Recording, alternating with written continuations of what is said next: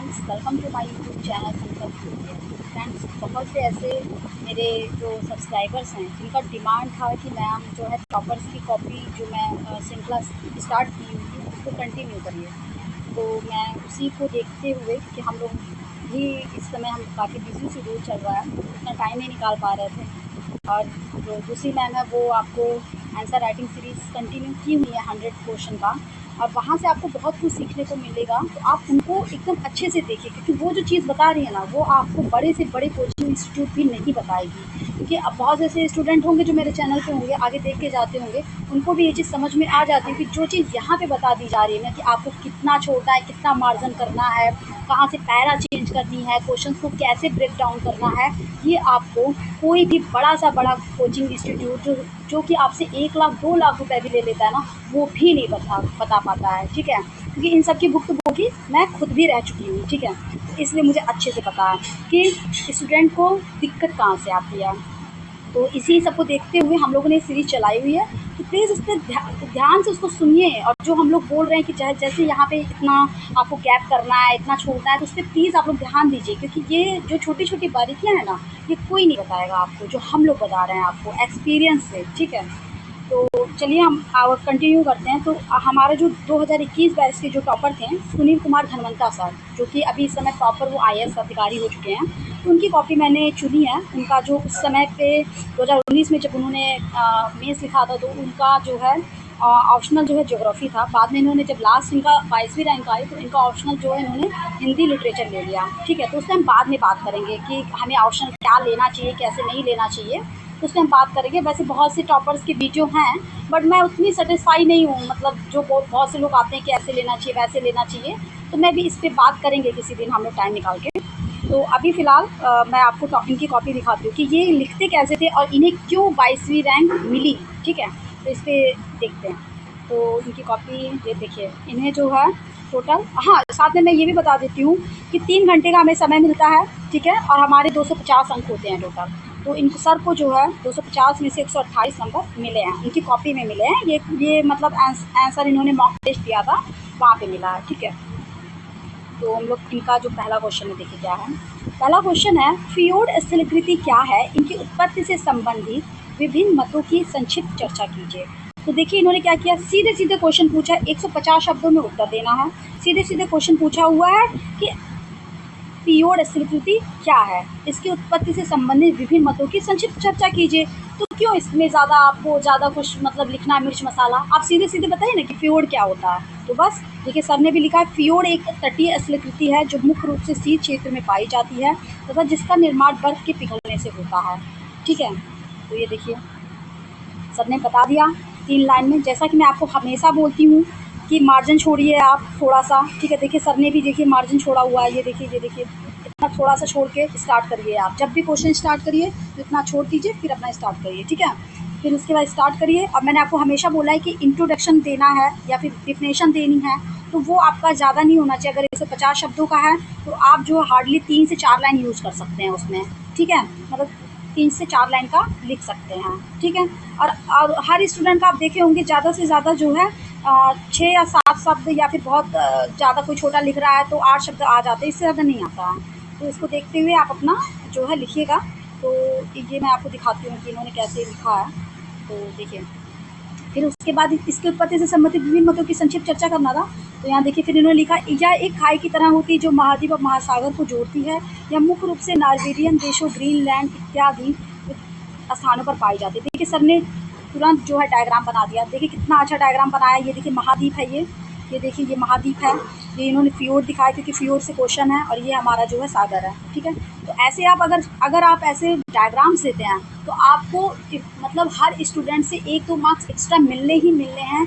इस बात की गारंटी जो मैं लेती हूँ, टॉपर्स ऑलरेडी लेते हैं। ठीक है, तो इसलिए बता रही हूँ। ये देखिए फिर उसके बाद इन्होंने निर्माण के प्रमुख जो हैं, जिन लोगों ने बोला है कि कैसे कैसे निर्माण का हुआ है, तो उन्होंने देखिए तुरंत आ गए। इन्होंने प्लीस्टोसीन काल में जो है आपका बर्फ़ के जमने के बाद खाई का निर्माण हुआ, कैसे क्या हुआ, इन्होंने पूरा बताया। ठीक है, तो ये इनका कॉपी देख लीजिए आप लोग इस तरीके से। अब यहाँ पे देखिए दूसरा क्वेश्चन है, महासागरों में हेलो पॉइंट जोन से क्या तात्पर्य है। ठीक है, क्या महासागरों में गहराई के साथ साथ लवणता में परिवर्तन का कोई निश्चित नियम है जो थोड़ा मौसम चेंज हुआ है ना, तो तबीयत थोड़ा सा ख़राब चल रहा है। जैसे मैंने आपको बताया जो 100 मीन्स के आंसर राइटिंग सीरीज़ कर रहे हैं मैम, उनकी भी मतलब इसमें गले में बहुत ख़राश है, तो उनका भी लेक्चर जो है मैं ही मतलब रिकॉर्ड करके आप लोगों को दे रही हूँ, क्योंकि उनका कहना है कि हम लोगों ने जो मतलब ये संकल्प लिया है अपने चैनल पे कि हाँ 100 हम लोग देंगे क्वेश्चन, और उसको देख के शायद उसको बहुत से स्टूडेंट को इससे बेनिफिट हो उनके आने वाले मेंस में, तो इसलिए हमें इसे कंप्लीट कराना ही है उनके मेन से आने से पहले पहले, तो इसलिए हम उसको कंप्लीट करा रहे हैं। ठीक है, तो सॉरी मैं बहुत ज़्यादा बात करने लगती हूँ कभी कभी इसके लिए। ठीक है, तो फिर हम क्वेश्चन पे आते हैं। महासागरों में हेलोक्लाइन जोन से क्या तात्पर्य? क्या महासागरों में गहराई के साथ साथ लवणता में परिवर्तन का कोई निश्चित नियम है? तो बस सीधे आप देखिए, आप सीधे पहले बताइए कि जो हेलोक्लाइन जोन क्या समझते हैं आप। ठीक है, तो सर ने भी देखिए, महासागर की सतह के नीचे वह जोन जहाँ समुद्री लवणता में गिरावट देखने को मिलती है उसे हेलोक्लाइन जोन कहा जाता है। देखिए कितना टू द पॉइंट इन्होंने अपने आंसर को लिखा है, introduction to the point 3 line में 4 लाइन में कंप्लीट कर दिया। देखिए कितने बढ़िया से।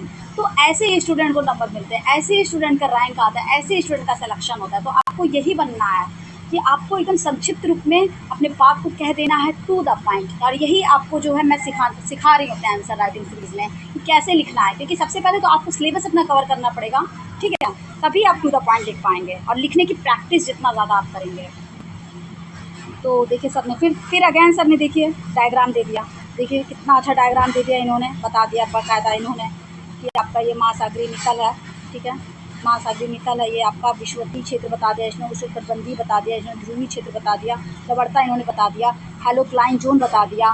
ठीक है, कितने अच्छे से बता दिया। देखिए तुरंत इनके आप ध्यान दे रहे होंगे फ्रेंड्स कि इनके हर एक क्वेश्चन में, ये जो भी क्वेश्चन है उसमें एक डायग्राम ज़रूर दे रहे हैं।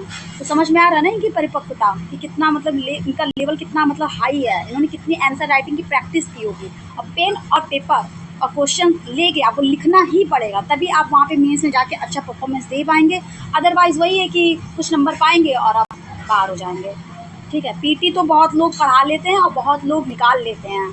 ठीक है, असली जो खेल होता है वो मेंस में होता है, वहाँ पे जो सिलेक्शन लेके इंटरव्यू देने जाते हैं ना, वो सही मायने में डायमंड है।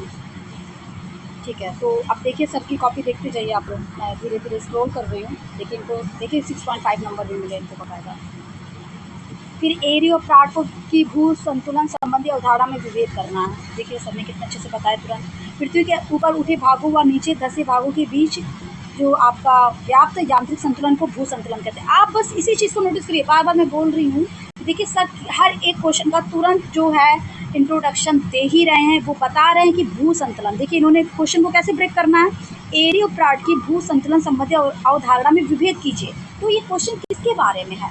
भू संतुलन के बारे में है। ठीक है फ्रेंड्स, तो ये भू संतुलन के जब बारे में है, और वो भू संतुलन के एरी क्या सोचते थे, फ्रॉड क्या सोचते थे, उनकी अवधारणाएं क्या थी, उनमें विभिन्नता क्या थी, ये आपको बताना है। ठीक है, तो ये मैं आपको क्वेश्चन भी देखिए समझाते चल रही हूँ साथ में, इसको भी ध्यान दीजिएगा आप लोग, तो ताकि आप लोग समझ जाएंगे। देखिए तुरंत उन्होंने डिस्क्राइब किया, और यहाँ पे तुरंत उन्होंने एरी की अवधारणा और फ्रॉड की अवधारणा लेकर चले आए। एरी की अवधारणा में देखिए सियाल और सीमा पर तैर रहा है, अर्थात तैराव के सिद्धांत की को मान्यता दिया। ठीक है, आपको पता है कि सियाल और सीमा पता ही होगा। सियाल मतलब क्या होता है आप बताइए फ्रेंड्स, कमेंट करिए, नहीं तो मैं तो आपको वही बताने के लिए, क्योंकि जो स्टूडेंट पीटी करके आए होंगे या पीटी पढ़ा होगा जिन्होंने, तो उनको पता ही होगा कि सियाल क्या होता है और सीमा क्या होता है। ठीक है, तैराव के सिद्धांत को और देखिए प्राट क्या बोल रहे थे, तैराव के सिद्धांत को मान्यता नहीं दी, आणविक प्रतिरोध के सिद्धांत को मान्यता दी है इन्होंने। ठीक है, फिर यहाँ देखिए इन्होंने पृथ्वी के सभी भूभागों के घनत्व को समान माना तथा उनकी गहराई को अलग अलग माना। ठीक है, और यहाँ पे देखिए प्राट ने पृथ्वी के भूभागों के घनत्व को अलग अलग माना, जबकि गहराई को एक समान माना है।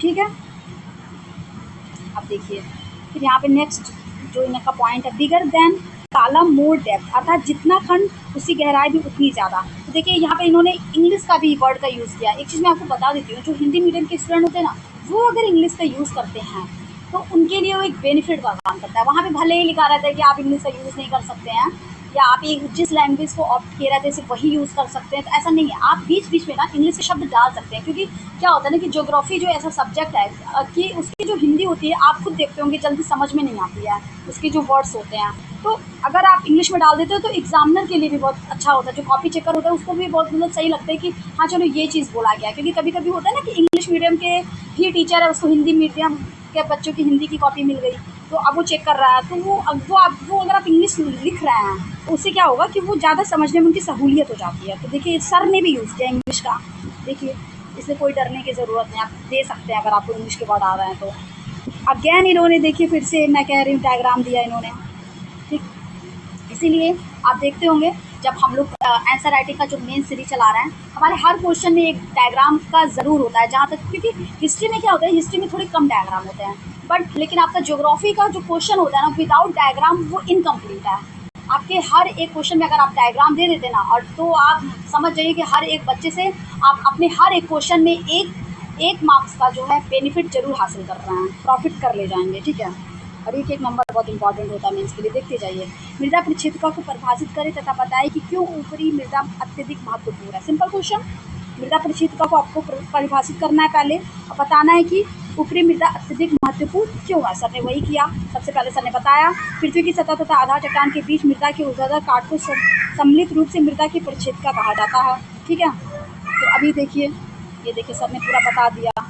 अब आप ऐसे देखते जाइए, पूरा क्वेश्चन करिए आराम से, ठीक है। तो आप देखिए इनकी कॉपी। अगेन नेक्स्ट क्वेश्चन है, विश्व में वनस्पति के वितरण के लिए कौन से कारक महत्वपूर्ण है। देखिए तुरंत किस पे जिम्मेदार है, क्या कारण है, जलवायु कारक है, मृदा कारक है ना, मानवीय कारक हैं, जैविक कारक हैं, सर ने बताया है। और जो कारक है उसको सर ने जो है डिस्क्राइब भी किया है, विवर्तनिक कारक हैं, ठीक। ऐसे ही है, देखिए आप इनके कॉपी को देखिए, ठीक है। ये देखिए पृथ्वी की नेक्स्ट क्वेश्चन में देखिए, पृथ्वी की सतह पर वर्तमान में विद्यमान अधिकतम भू आकृति विशिष्टताएं प्लीस्टोसीन काल से उद्धृत हैं, व्याख्या कीजिए। तो देखिए आप ज्योग्राफी में यही तो अच्छा है कि अगर आप जान रहे हैं कि ये प्रोफेसर महोदय हैं तो आप उनका नाम डाल दीजिए, बस देखिए आपको नंबर एक्स्ट्रा मिल जाएंगे। देखिए इनकी कॉपी देखिए आप, मैं स्क्रॉल कर रही हूँ, ध्यान से इनकी कॉपी देखते जाइए, ठीक है। देखिए निष्कर्ष हमेशा इंपॉर्टेंट होता है। निष्कर्ष को जैसे इंट्रोडक्शन कहते हैं ना, अंत भला सब भला, जैसे बोला जाता है इंट्रोडक्शन का मतलब होता है कि first impression is the last impression, कहते हैं ना कि, तो इसी वजह से इंट्रोडक्शन जब आप डाल देते हैं तो इससे एक इंप्रेशन बनता है। उसी तरह से जब आप निष्कर्ष देते हैं तो निष्कर्ष को ऐसा दीजिए कि लगे कि अंत भला तो सब भला। जब लास्ट में मतलब टीचर्स पढ़ता है ना, तो उसको जो इम्पैक्ट लास्ट में पड़ता है वो उसी के हिसाब से नंबर दे डालता है, उसका माइंड जो है मेक ओवर बन जाता है। तो इसलिए देखिए कितना अच्छा मार्क्स इन्होंने गेन किया है, 8.5। ऐसे थोड़ी ना इनके 22वीं रैंक आई है। इनकी कॉपी देखिए। नेक्स्ट क्वेश्चन है, ज्वालामुखी वैश्विक वितरण स्पष्ट करते हुए समझाएं कि किस प्रकार प्लेट विवर्तनिक सिद्धांत ज्वालामुखीता की व्याख्या करता है। देखिए फिर अगेन इंट्रोडक्शन है, बॉडी है, देन लास्ट में फिगर देते हुए उन्होंने कंक्लूजन दे दिया। देखिए ठीक है, तो मैं स्क्रॉल कर रही हूँ क्योंकि ऐसे अगर मैं एक एक क्वेश्चन आपको डिस्क्राइब करने लगूंगी तो बहुत टाइम लग जाएगा, और बहुत से ऐसे स्टूडेंट हैं जो लॉन्ग वीडियो नहीं देखना पसंद करते हैं, तो मैं उनका ज़्यादा टाइम भी ना लूँ और धीरे धीरे स्क्रॉल करते हुए आप लोग देख लीजिए। बाकी मैंने आपको बताया है कि हमारा जो टेलीग्राम चैनल है, आप वहाँ पे जाइए, वहाँ पे ग्रुप है टेलीग्राम में के, उसी चैनल में ग्रुप का प्राइवेट ग्रुप है, क्योंकि हम लोग उन्हीं बच्चों को जिसको प्रॉब्लम है तो वही उस ग्रुप को ज्वाइन करें, जो निःशुल्क है, फ्री है एकदम। उसमें हम उनको गाइडलाइन देंगे कि हाँ आपको लिखना कैसे है।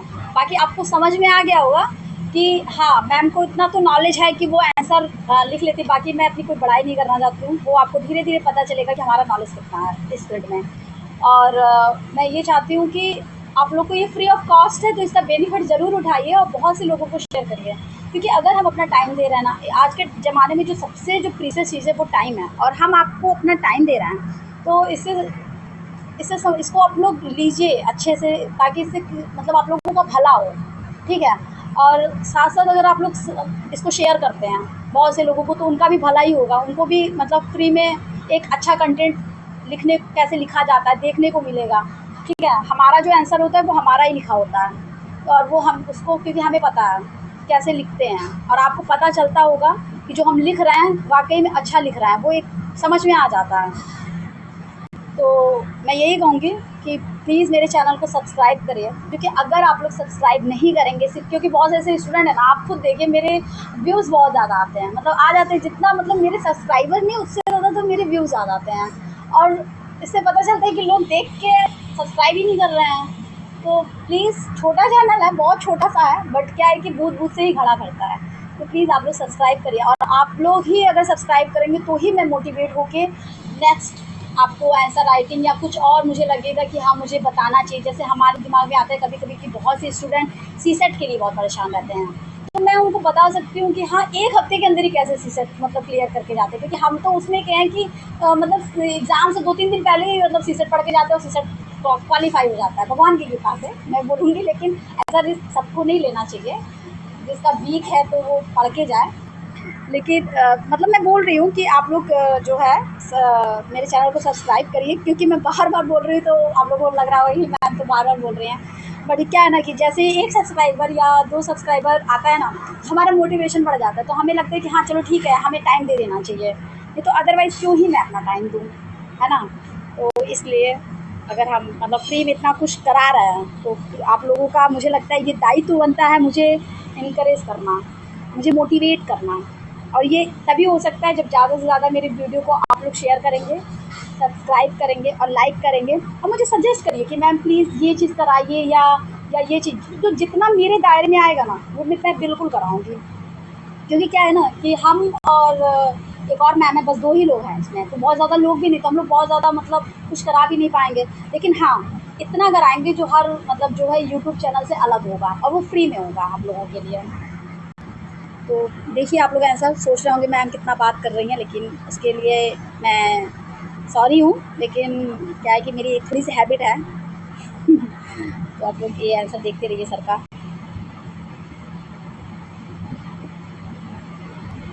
और आप लोगों को मेरा मतलब इस तरीके का पढ़ाना अगर अच्छा लग रहा हो थोड़ा, तो प्लीज़ जो है कमेंट बॉक्स में मैसेज करिए मुझे, कमेंट करिए मुझे, ठीक है? और प्लीज़ ये जो टेलीग्राम चैनल है ना उसको आप सब्सक्राइब करिए। आने वाले टाइम में आप लोगों को बहुत बेनिफिट होगा, पीटी से लेके मेंस तक, इंटरव्यू तक भी होगा। ये आप लोगों को आगे धीरे-धीरे पता चलेगा कि हमारी टीम कोई मतलब ऐसी टीम नहीं है, वो बाद में पता चलेगी, क्योंकि अभी हम लोग नहीं चाहते उतना रिवील करना, ठीक है? आप लोग क्वेश्चन देखिए।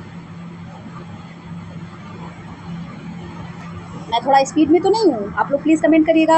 अगर आप लोगों को लग रहा है कि मैम बहुत जल्दी-जल्दी पढ़ा रही हैं, तो प्लीज़ आप लोग बोलिएगा, तो मैं थोड़ा-सा मतलब अपना स्पीड कम करूँगी, क्योंकि मेरी हैबिट है थोड़ी ये, मैं जल्दी-जल्दी ही बोलती हूँ। देखिए क्वेश्चन पे आ जाते हैं फिर से थोड़ा-सा, है ना? तंत्र विश्लेषण के प्रमुख अभिलक्षण बताते हुए भूगोल विषय में इसके महत्व का मूल्यांकन कीजिए, ठीक है? तो देखिए इसको फिर से सर ने इंट्रोडक्शन दिया, तंत्र विश्लेषण के प्रमुख अभिलक्षण बताया, देखिए पॉइंट्स में देख रहे हैं, ये देखिए खाद जाल भी बता दिया, डायग्राम मैंने बोला ना कि अगर आपको मेंस में सेलेक्ट होना है, इंटरव्यू कॉलिंग लानी है और इंटरव्यू में फाइनल सिलेक्शन लेना है, तो आपको ज्योग्राफी में तो हर हालत में हर एक क्वेश्चन में आपको अगर एक डायग्राम देते हैं तो आपका पक्का सिलेक्शन है।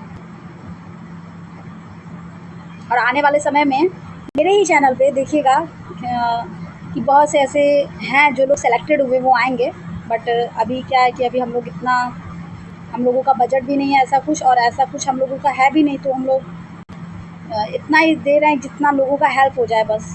क्योंकि बहुत से ऐसे स्टूडेंट हैं जो बहुत परेशान रहते हैं, लिखते कैसे हैं, क्या करते हैं। तो हम और मैम एक दिन ऐसे ही मतलब चर्चा कर रहे थे कि यार मतलब हम इतना इतना कोचिंग लगाते हैं, लोग पैसा देते हैं, लेकिन वो टीचर्स वो चीज़ बताते ही नहीं है जो बताना चाहिए उन्हें।